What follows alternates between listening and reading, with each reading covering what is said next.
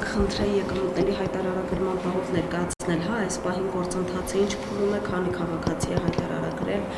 առհասարակ իրազեկման աշխատանքները նաև մարզերում քաղաքացիների հետ կապված ինչպիսին է։ Շատ լավ, նախ նշեմ, որ 14,000-ից ավել մոտ 15,000 քաղաքացի արդեն հայտարարագրել են, ուստեղ կարևորը թերևս ոչ թե այս պայդրությամբ քանակն է, այլ դինամիկան, երբ որ նայում ենք շաբաթական թե ինչ է տեղի ունենում, ապա մեր իրազեկման արշավները կարծում իրենց օգուտը բերում են, այդ թվում նաև սոցիալական կրեդիտների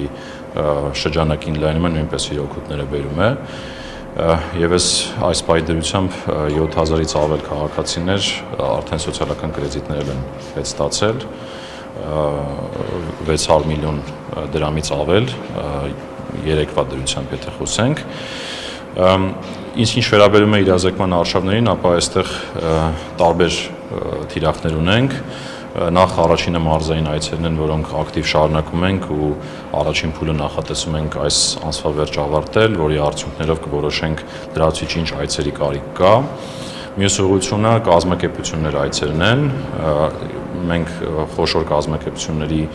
հրավերով, այսինքն մենք ինքներս բաց լինելով հայտարարելով իրենց հրավերով կազմակերպում ենք այցեր, բայց նաև փոքր կազմակերպությունների համար մենք ինքներս ենք նախաձեռնում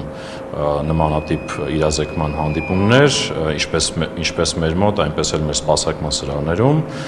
Մյուսը դե իհարկե արդեն քաղաքացիների համար հեշտացնելն է գործընթացը, մասնավորապես ուղեցույցների տեսքով, վերջերս պատրաստել եւ շրջանառել ենք նաեւ մեր սպասարկման սրահներում կա համապատասխան ուղեցույցներ, որոնք թույլ են տալիս շատ պարզ եւ մատչելի ձևով մի քանի էջի վրա ուղղակի հասկանալ, թե ինչպես կարելի է այդ հայտարարումը անել։ Բացի այդ, մենք շաբաթական շատ ինտենսիվ ռեժիմով պարբերաբար վիդեոռոլիկներ, հրապարակումներ, տարբեր իրազեկման հոլովակներ պատրաստում ենք եւ տեղադրում մեր կայքում։ Եվ մյուսը թվային պլատֆորմի ուղղությամբ արդեն աշխատանքն է, կայքը եւ մեր այս պահին գործող մոբայլ հավելվածը պարբերաբար կատարելագործում ենք ելնելով պահանջներից քաղաքացիների, բացի այդ աշխատում ենք նոր հավելվածի վրա, որի մասին վարչապետն էլ է խոսել, ես էլ եմ իմ հանրային ելույթներում խոսել, որը հնարավորություն է տալու շատ ավելի պարզ ձևով հեռախոսից այդ հայտարարումը իրականացնել։ Քաղաքացիների կողմից հիմնական խնդիրները կամ մտահոգությունները ինչի հետ կապված են եղել։ Տեսեք, մտահոգություններ ավելի շատ երևի թե սովորելու process-ի հետ է կապված, այսինքն այդ թվային պլատֆորմի այդ աշխատանքն է, որի ուղղությամբ ասեցի մենք մաքսիմալ ջանքեր ենք ներդնում, որպեսզի իրենք կարողանան շատ պարզ ձևով այդ ամենը լրացնել։ Մյուսը մենք նաև ավտոմատացումներ ենք ներկայումս անում, օրինակ այնտեղ բազմաթիվ տողեր կան, որոնք աստիճանաբար ավտոմատացնում ենք եւ քաղաքացիները ավելի հեշտ ձևով են այդ հայտարարի լրացումը անում, օրինակ, տեսեք, մի օրինակ բերեմ, օրինակ կൂട്ടակային հատկացումները կենսաթոշակային ֆոնդերին, որ ուղարկում էին, նախկինում քաղաքացին ինքը պիտի լրացներ պետության կողմից հատկացված այդ գումարները, հիմա դա ավտոմատացված է։ Նախատեսում ենք հետագայում նաև բանկերի տեղեկատվությունը ավտոմատ ձևով միացնենք այդ համակարգին եւ ավտոմատ լրացվի եւ քաղաքացիները չգնան օրինակ փորձեն փնտրել թե իրենց ավալների դիմաց ինչ տոկոսների ինչ եկամտային հարկ են վճարել կամ կենսաթոշակառուների համար կենսաթոշակները, նպաստառուների համար նպաստները։ Հիմնականում այս դիրույթում են հարցերը եւ իհարկե մնացած բնույթի հարցերը մեթոդական են, այսինքն օրինակ ենթադրենք եկամտի տեսակ կամ հարկվող եւ չհարկվող եկամտի տեսակներ են խնդրում քաղաքացիները, որ մենք բարձրաբանենք իրենց։ Մենք այդ այցերի ժամանակ բարձրաբանում ենք, հետո ամիջական էլի կապի մեջ ենք լինում, բարձրաբանում ենք։ Այս երկու խումբ հարցերն են, որը կարծում երևի ինքը նաև հետաքրքիր process-ային առումով, որ իրենց գիտելիքներն են զարգացնում թվային տեխնոլոգիաների օգտագործելու, ինչպես նաև ավելի լավ հասկանալու, թե ինչ եկամտի տեսակներ են համարվում հայտարարագրման ենթակա։ Վերադառնալով սոցիալական կրեդիտների թեմային,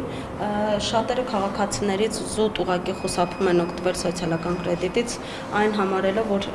եկամտահարկի վերադարձ է կարծես թե իրենց համար կատարվում, այդ մտահոգություններն ունեն ու կոպիտ ասած ռիսկի չեն դիմում, փորձում են հետագայում ավելի կոպիտ ասած նշանակալից ինչ-որ ծրագրերից օգտվել, այս դեպքում ինչ կարող եք ասել։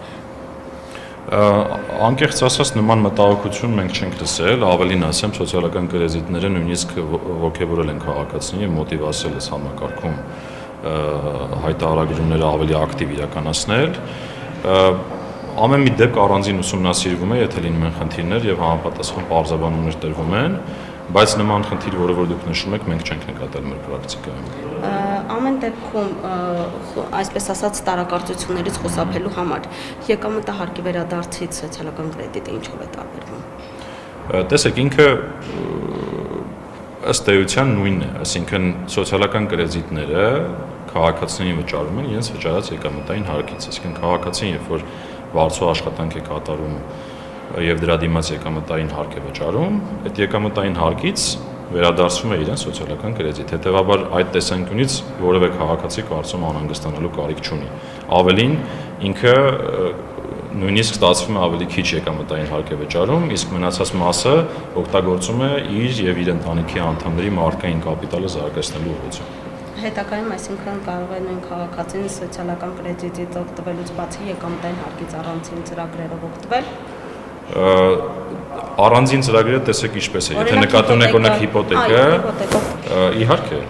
իհարկե, դա առանձին ծրագիր է, այսինքն այդ 100,000 դրամը, որը որ կա սոցիալական կրեդիտի, չի ներառում իր մեջ հիպոթեկի վերադարձները։ Այսինքն քաղաքացին կարող է օգտվել եւ նրանից, եւ այս 100,000-ից տարեկան մակը։ Հիմնական շահութությունը դրա հետ է կապված։ Շնորհակալ եմ։ Ես էլ եմ շնորհակալ։